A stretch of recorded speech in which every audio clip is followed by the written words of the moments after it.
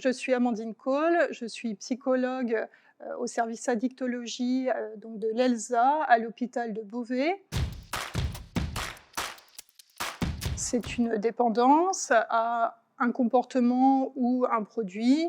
Donc les produits, par exemple les drogues dures, hein, l'alcool, le tabac. Le comportement, ça peut être une addiction au travail, une addiction au sport, une addiction au sexe, hein. Il y a une multitude d'addictions. On observe qu'il y a des conséquences néfastes pour la santé de la personne, hein, à la fois pour sa santé physique, sa santé psychique et aussi sa santé sociale.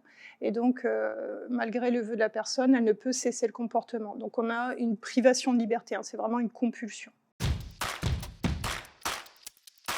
Contrairement à ce qu'on pourrait penser, les Hauts-de-France ne sont pas forcément plus touchés que les autres régions au niveau des addictions. En revanche, ce qu'on observe, c'est que les conséquences des addictions pour les Hauts-de-France sont plus importantes, avec une majoration des maladies, des accidents, etc. Les hommes sont plus touchés que les femmes. Cependant, ce qu'on observe, c'est qu'en fait, les addictions chez les femmes sont plus cachées et la prise en charge sera plus tardive.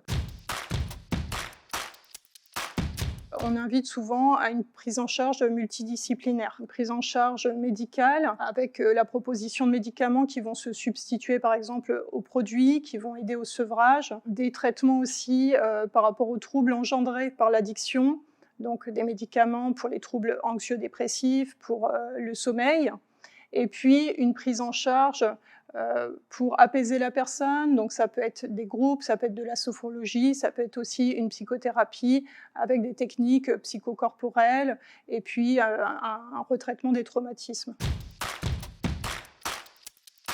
On peut d'abord se tourner vers son médecin généraliste, hein, qui peut proposer, le cas échéant, un SSR en addictologie, c'est-à-dire cure et ou post-cure. Il peut aussi prendre en charge la personne, hein, proposer des traitements. Sinon, il existe des structures publiques gratuites. Il y a, par exemple, dans les hôpitaux, les ELSA. On a également les XAPA, les SATO et pour les jeunes, les CJC. Ces structures proposent une prise en charge pluridisciplinaire avec différentes équipes selon la structure. Donc on peut avoir des médecins addictologues, on peut avoir des psychologues, des sophrologues, des éducateurs.